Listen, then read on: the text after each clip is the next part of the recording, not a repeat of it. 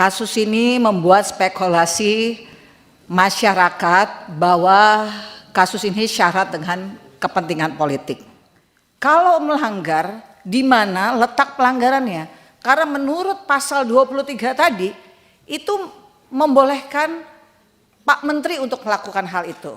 Tetapi ini adalah data dan informasi yang bisa kami kumpulkan berdasarkan investigasi pribadi. Sesungguhnya di mana letak kerugian negara atau perekonomian negara dalam kasus ini?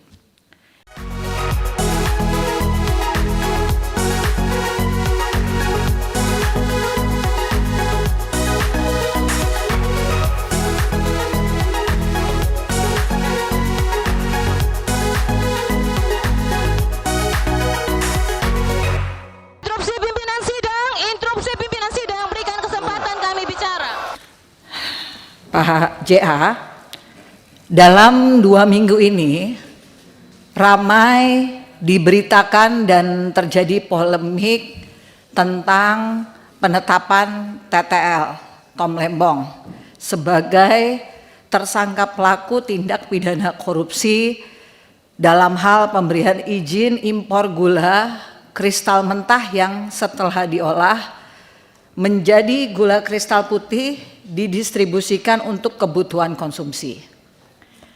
Tadi disebutkan Pak Hinca, kasus ini membuat spekulasi masyarakat bahwa kasus ini syarat dengan kepentingan politik.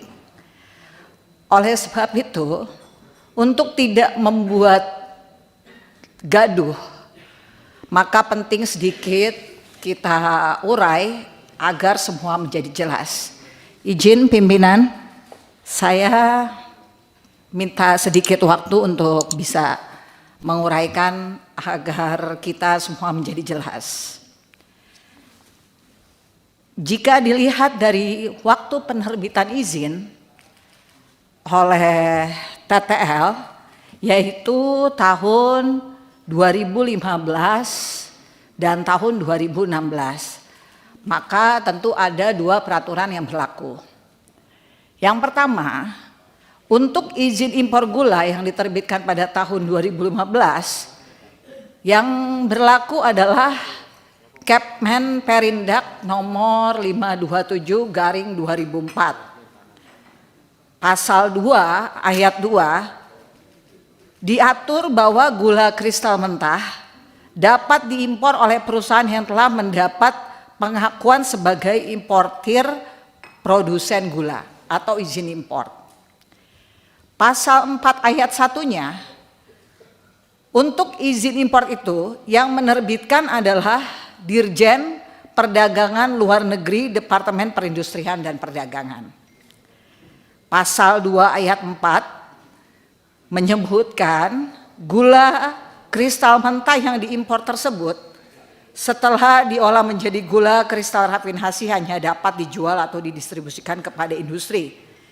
Kalau memang berhenti di sini, bisa dibilang Tom Lembong melanggar peraturan.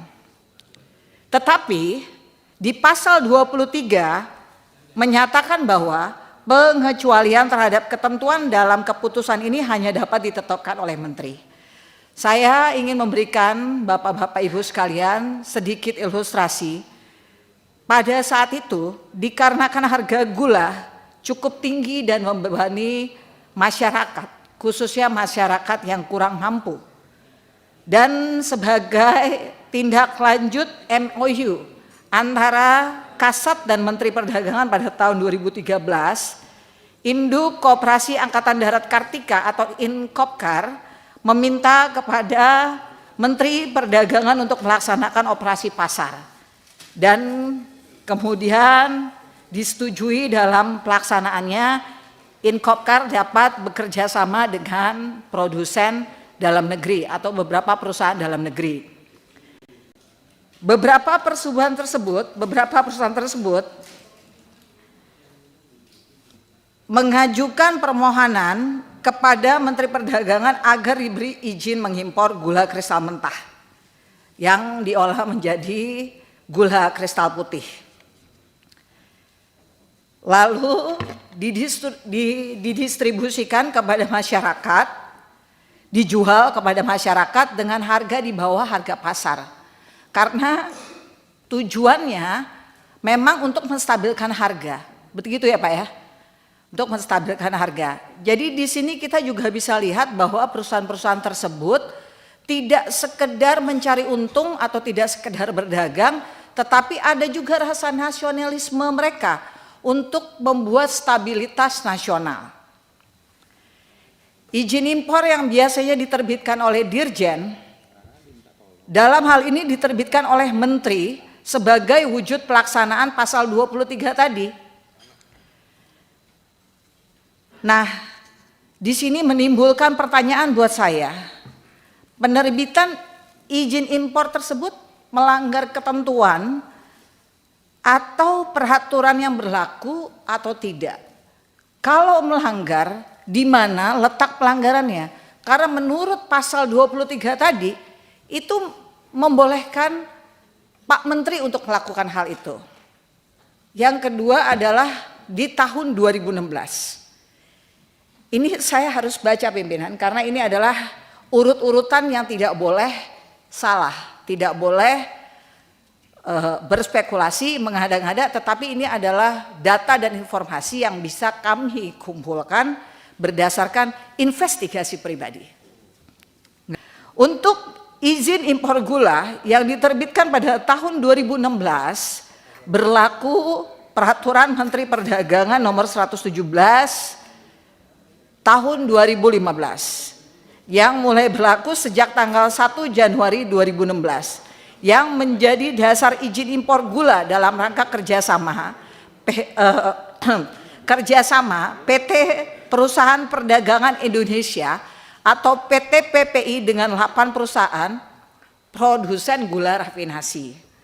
Ketentuan tentang impor gula dalam Permendak nomor 117/2015 ini secara substansi hampir sama dengan Kepmen Perindak nomor 527/2004 di mana gula kristal mentah yang diimpor dan diolah menjadi gula kristal rafinasi didistribusikan kepada industri di dalam Permendak nomor 117/2015 ini terdapat juga pasal pengecualian dengan persyaratan yang diatur pada pasal 28.